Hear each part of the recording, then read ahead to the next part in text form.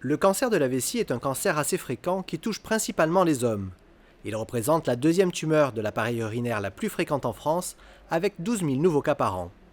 L'exposition professionnelle et le tabac sont les principaux facteurs de risque. Le tabac, l'objectif est le sevrage immédiat, car il permet et de prévenir la survenue d'un cancer et de prévenir également les récidives.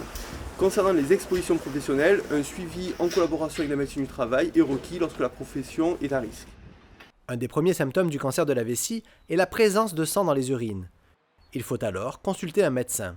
Un jour, je vais à l'urinoir au travail, et puis, il n'y a pas du sang, mais quelque chose qui était éjecté. Je me suis dit, tiens, c'est bizarre, qu'est-ce que c'est? Et alors une autre fois, je ne sais plus si c'était juste avant ou juste après, une urine, mais très très très foncée, quoi, comme de la bière brune. Je me disais, tiens, c'est bizarre, il faudrait que je boive davantage. Alors je me suis mis à boire beaucoup, je suis retourné faire du jogging, etc. Et finalement, tout était normal. Donc, je ne me suis pas affolé, j'ai continué de vivre ma vie d'avant. Et avant, très franchement, j'avais jamais rien observé. Mais c'est vrai, j'aurais dû tout de suite aller voir le docteur.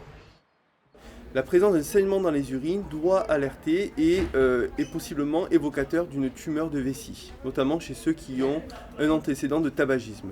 Le diagnostic et le traitement de ces tumeurs passent initialement par ce qu'on appelle une résection endoscopique de vessie.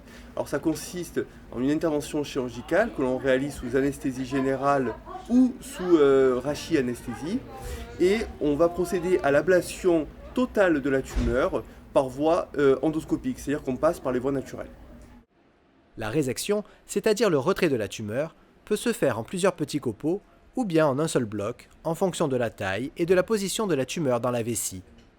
Récemment, plusieurs études montrent que la résection en bloc de la totalité de la tumeur, sans passer par des fractions, pourrait être plus bénéfique pour le malade, à savoir diminuer le risque de saignement ou encore à terme de récidive.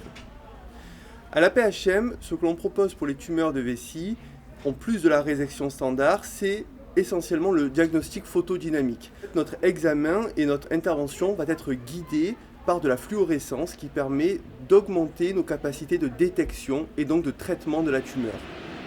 Donc on voit bien que la lésion devient un peu phosphorescente. Le bénéfice pour le patient, c'est à terme une diminution des risques de récidive tumorale. Après l'intervention, une sonde vésicale va être laissée en place entre 24 et 48 heures.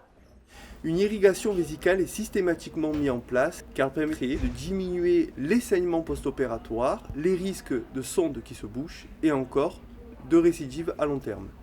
Cette intervention est relativement rapide puisqu'elle dure entre 20 minutes et 1 heure pour les cas les plus complexes. Le patient peut rentrer chez lui au bout de 3 jours.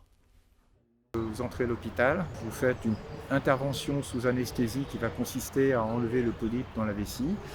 Et lorsque vous vous réveillez, vous vous retrouvez avec une sonde, ce qui fait que d'abord vous urinez dans une poche à travers la sonde. Au début c'est rouge parce qu'il y a du sang, et puis progressivement ça se clarifie, et quand il y a à peu près plus de sang, on vous enlève la sonde. En fait, je crois que je suis resté peut-être 2-3 jours ou nuits à l'hôpital, je ne sais plus très bien. Et lorsqu'on vous enlève la sonde, a priori, je crois qu'il y a peut-être encore une journée sous observation, et puis ensuite on rentre à la maison, quoi.